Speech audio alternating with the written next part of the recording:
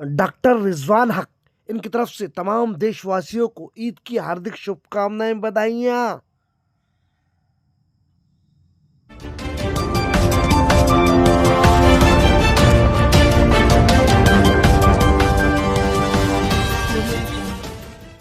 हमारे आदरणीय और सम्मानीय डॉक्टर रिजवान हक, अशरफ टावर, छावनी सदर से एक विशेष बात में खास मुलाकात।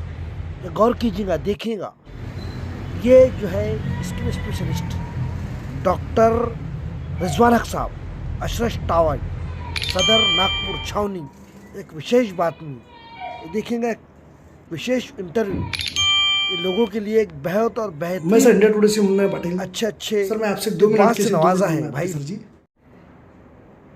डॉक्टर हक साहब, ये बताइए कि आपके स्पेशल क्या है सर, बस थोड़ा सा एक संक्षिप्त में ना कहते हुए। नागपुर शहर में चर्म रोग विशेषज्ञ हूँ। करीब 27 साल से मैं प्रैक्टिस कर रहा हूँ। जी जी जी। मैं जो चर्म रोग जटिल होते हैं, जो चैलेंजिंग होते हैं, जिसमें बहुत बार ऐसा पाया जाता है कि पेशेंट बहुत परेशान हो जाता है, ऐसे केसेस जो रहते हैं उसमें मेरी दिलचस्पी ज़्यादा होती है, क्योंकि उसमें रिलीफ देना पेशेंट को और पेशेंट को सेटिस्फेक्शन मिलना चाहिए, ये एक उद्देश्य से इस तरह के जो जटिल चर्म रोग के केसेस होते हैं उसमें मेरा इंटरेस्ट ज़्यादा है। सोरियासिस के केसेस है जी, सोरियासिस, और उसके अलावा काफ़ी नाम सुने आपका हमने। सफ़ेद दाग जो होते हैं ना, जी, सफ़ेद जी। दाग के जो पेशेंट होते हैं, ये दाग को भी तो लिपोडर्मा के लिपोडर्मा इस तरह के जो पेशेंट्स होते हैं उनके लिए हम लोग कुछ बहुत सारे एडवांस थेरेपीज़ है उसमें, जी, और जी। वो काफ़ी लोगों को उसके बारे में जानकारी नहीं है। तो आपके चैनल के माध्यम से बताना चाहूँगा कि जो सफ़ेद दाग के रोग होते हैं, सफ़ेद चर्म रोग विशेषज्ञ से मिले, ताकि उसके जो सफ़ेद दाग के जो इलाज है, नए जो लेटेस्ट इलाज है, लाइट थेरेपीज़ है, उसमें कुछ सर्जरीज़ भी होती है आजकल, जिसमें नॉन कल्चर्ड मेलानोसाइट ट्रांसप्लांट बोलते हैं। तो इस तरह के कुछ नए नए पद्धति भी उसमें आई है।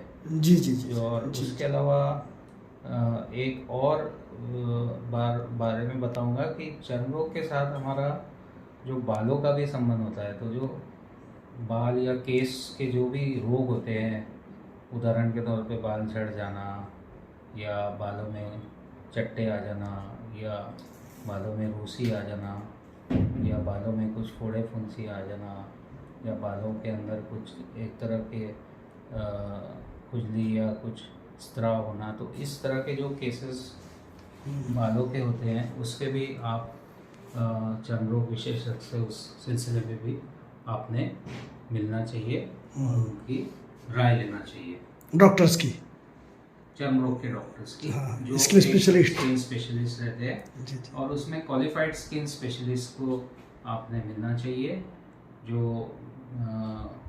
डॉक्टर्स होते हैं स्किन के, एमडी और डीबीडी और एमबीबीएस के बाद में ये कोर्सेज होते हैं, जिसमें डॉक्टर्स एक क्वालिफिकेशन लेते हैं और एक तजुर्बा लेते हैं, और उसके बाद उस तरह के डॉक्टर से आप संपर्क करें। जी सर जी, ये थे हमारे एडवोकेट डॉक्टर रिजवान हक साहब।